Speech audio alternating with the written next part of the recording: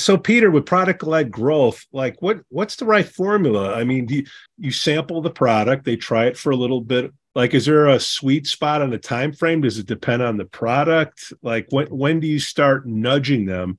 Is it a drip campaign once they reach a certain usage level? What's a new way of doing things? If I just laid off all my BDRs, so I'm going to pay a little bit more to corporate marketing, and how should I be contacting people who are using my product? You just laid off all your BDRs.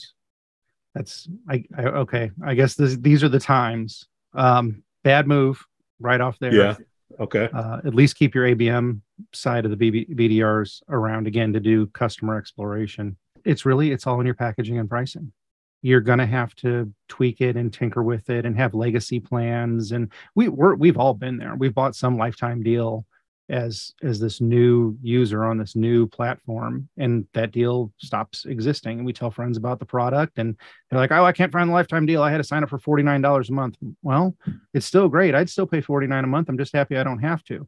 You have to do that level of tweaking, and you have to accept that there are some customers, if you offer a free plan, they'll always sit on free. Like Canva is a great example. That was a huge purchase, huge platform, and succeeded wonderfully off PLG. And they didn't need the paid platforms. Now, that's a weird accident. It doesn't help anybody that's listening to this. But it's a really good example of, like, you're going to have users that aren't customers, but what they become are stakeholders in organizations that will be buyers. They become champions or actual buyers in those organizations that can back you up.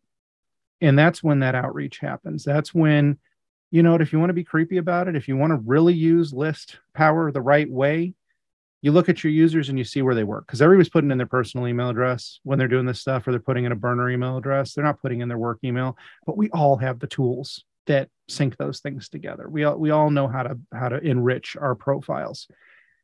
And you just figure it out.